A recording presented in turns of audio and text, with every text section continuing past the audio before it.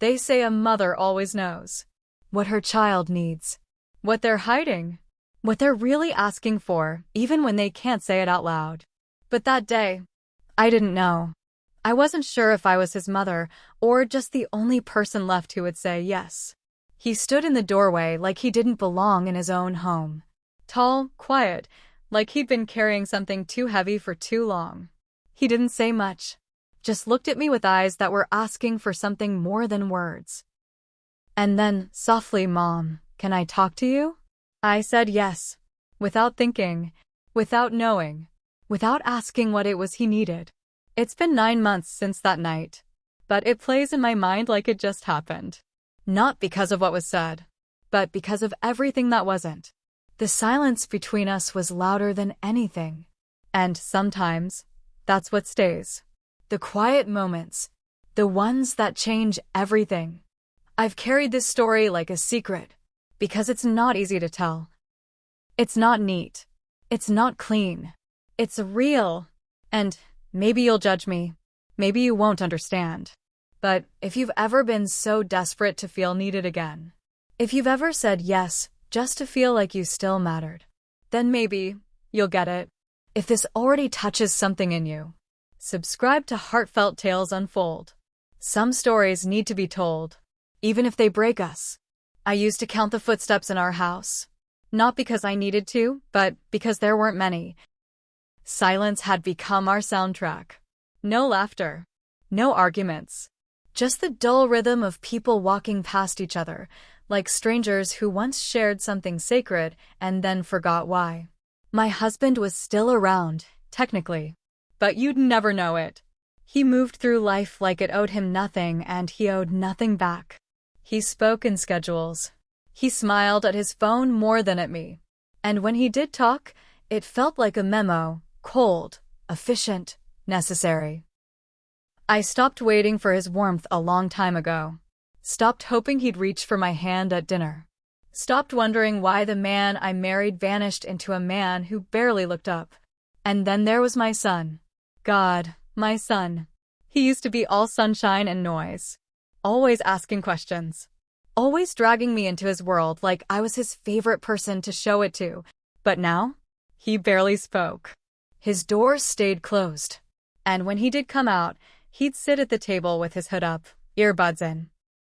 Like the world outside of his music didn't matter. Like I didn't matter. Dinner was the worst. 3 people. 1 table. No words. Just the clink of cutlery and the loud ache of everything we didn't say. Sometimes I wondered if I'd passed away and no one told me. That's how invisible I felt. I started memorizing the curve of his back as he walked past me. The way his fingers twitched when he was anxious. The slight limp in his left foot he got from falling off his bike when he was 7. I knew all of it. Still watched for all of it. Because it was the only way I felt close to him anymore. And when I did catch his eyes across the room, there was something there. Something broken. Something tired. Something I recognized because I saw it every morning in the mirror. We were all under one roof. But it felt like none of us had been home in years. The walls held pictures of smiles we didn't wear anymore. Holidays that felt like borrowed joy. Birthdays that started late and ended early. I used to think love faded slowly. But in this house, it felt like it just disappeared. One day, it was gone. And none of us noticed until the silence got so loud we couldn't pretend anymore. And in the middle of all that silence, he knocked on my door. And everything changed. It was late. Past midnight. The kind of quiet that presses against your skin and makes every sound feel louder than it should. I was in bed. Not asleep. Just lying there like I usually did. Staring at the ceiling. Counting regrets instead of sheep. And then, 3 soft knocks. Barely there. Like whoever was on the other side wasn't sure they had the right to knock at all. It startled me. Not because of the sound, but because no one had knocked on my door in months. Especially not him. I sat up. Heart racing in that strange way it does when something inside you knows this isn't just a knock. It's something else. And then I heard his voice. "Mom. Can I talk to you?" My throat tightened. I don't know why. Maybe because he hadn't called me mom in so long. Maybe because his voice didn't sound like his. It sounded small, scared, like whatever he was holding and had finally gotten too heavy. I told him to come in. He opened the door slowly, didn't look at me right away. He just stepped inside like he wasn't sure if he was allowed to. Like a guest in his own home. He didn't say a word. Just walked over and sat on the edge of my bed. Back turned to me. Head down. I could feel the weight of something unspeakable filling the room. Thick. Heavy. And I didn't know what to do with it. For a while, he didn't speak. He just sat there. Fingers fidgeting. Breath uneven. Like if he opened his mouth, it might all come spilling out in pieces he couldn't put back together. And then, quietly, he said it. I need your help. Pause. Please. I should have asked. I should have said, help with what? I should have asked why he came to me and not his father. I should have asked why now, after all this time. But I didn't, because the truth is, when someone you love, someone who's been a stranger for so long, finally comes to you with that kind of desperation in their voice, you don't ask questions. You just answer. And I said yes. I said yes without knowing what I was stepping into. Without knowing what it would cost. Without knowing that that single word, yes, would be the beginning of everything unraveling. I didn't know. I just knew. He needed me. And after all this time of feeling invisible, forgotten, unseen, I wanted to be needed. I needed to matter. So I said yes. He stayed there for a while. Just sitting at the edge of my bed. Back straight but heavy. Shoulders tense like he was carrying something too big for his frame. He didn't say another word that night. And neither did I. We just sat in the quiet. Two people in the same room, but in completely different storms. But something changed in me. Because for the first time in so long, he came to me. He chose me. After all the years of silence, distance, slammed doors, avoided eye contact, forced small talk at dinner, he came into my space, into my room, into my night, and asked for me. I should have been focused on him, on what he needed, on what I could do as his mother. But I'd be lying if I said that's all I felt. Because underneath that instinct to protect him was something else. Something I didn't want to look at too closely. A hunger. Not for anything physical, but to feel alive again. To feel seen. He needed help. But the way his voice cracked, the way he looked at me, like I was the only safe place left, it did something to me. It reached a part of me I'd buried under laundry piles, silent dinners, and unanswered goodnights. I kept asking myself, was I saying yes to helping him? Or was I saying yes to feeling like I mattered again?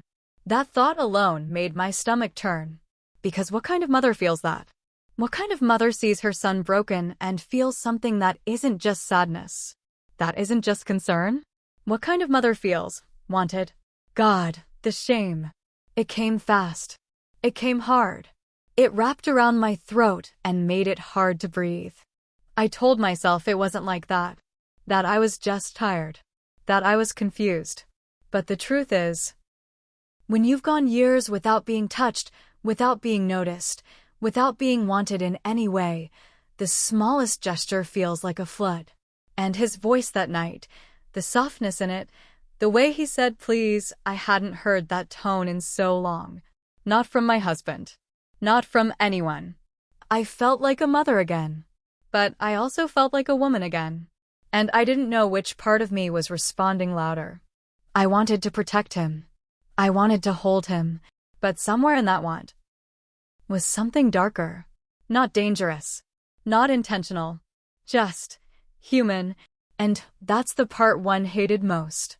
Because it's one thing to feel forgotten. But it's another to admit you started reaching for anything, just to feel like someone. After that night, something shifted. We didn't talk about what happened. Didn't name it. Didn't explain it. But he started coming around more. Not often. Just enough for me to notice. Enough for me to feel it. Late at night, I'd find him in the kitchen. Sitting in the dark, staring at the microwave clock. Sometimes I'd join him. Make tea neither of us drank. And we'd just sit. Two ghosts in the same house, finally haunting each other instead of avoiding it. He began to open up, slowly, carefully. Told me bits and pieces. About the emptiness. The way school made him feel like a failure. The pressure to be okay all the time. The way his father never looked him in the eye anymore.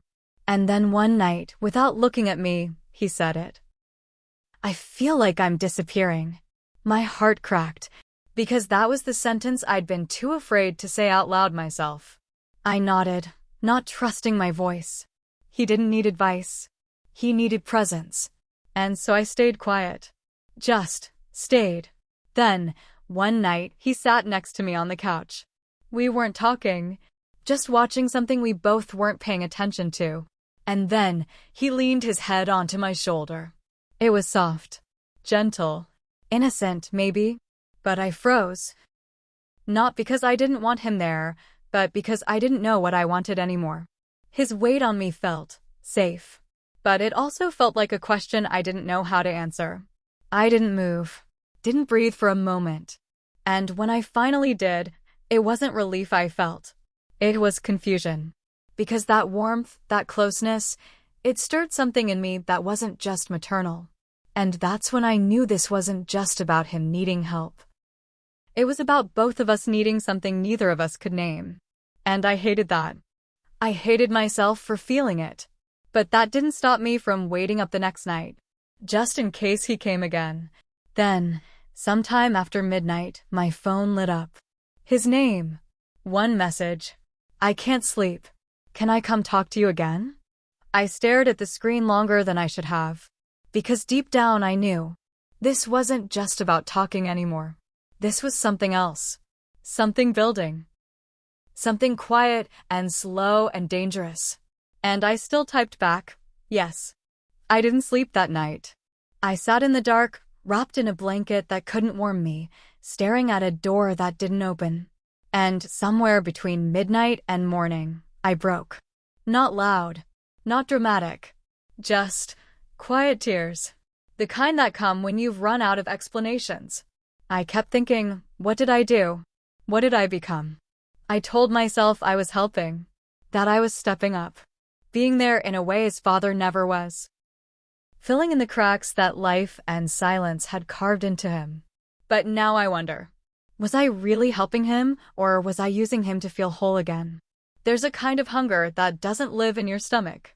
It lives in your chest, in your skin, in the empty spaces where love used to live. And I was starving. Not for touch. Not for romance. But for meaning. To be seen. To be important to someone again. And when he came to me, I think I saw it as a chance, not just to mother him, but to matter. God, that's hard to admit. But it's the truth. I wanted to help. But maybe I wanted him to save me. He was hurting. But so was I. And instead of holding space for his pain, I made it echo mine. And now I don't know where the lines blurred. I don't know if I crossed a boundary or if I built a bridge that neither of us knew how to walk. If comfort turns into dependence, is it still love? Or is it betrayal of motherhood, of trust, of something sacred that should have never been touched? I think about that night. The way he leaned on me. The way I didn't pull away. And I don't know if I failed him by saying yes, or by needing that yes just as much. Shame sits with me now. Every day. Quiet. Patient. Constant. So does guilt. And confusion. But the worst of it is the love. Because I still love him, and I always will. But that love is tangled now. It's not clean. It's not simple. And I don't know how to untie it without pulling us both apart. Some mothers lose their sons to the world. Drugs. Violence. Distance. I'm afraid I lost mine, to my own emptiness. Have you ever wanted to feel needed so badly that you blurred the line between care and control? Have you ever reached out with the best intentions and realized too late that your arms were wrapped around your own emptiness, not theirs? Was I wrong for saying yes? Or was I just a woman who didn't know how to be loved anymore? I don't have the answers. I wish I did. But maybe you do. Maybe you've been here in the quiet, in the gray, in the place between love and longing where nothing feels clear, but everything feels real. So tell me your truths, your regrets, your questions, the things you've never dared say out loud. I read every single one. No judgment, just honesty. And if this story reached you, if it stirred something you didn't know was still there, then stay with me. Like this story? Subscribe to Heartfelt Tales Unfold, where silence turns into stories too heavy to carry alone. Tap the bell because the next story might echo something you never meant to share.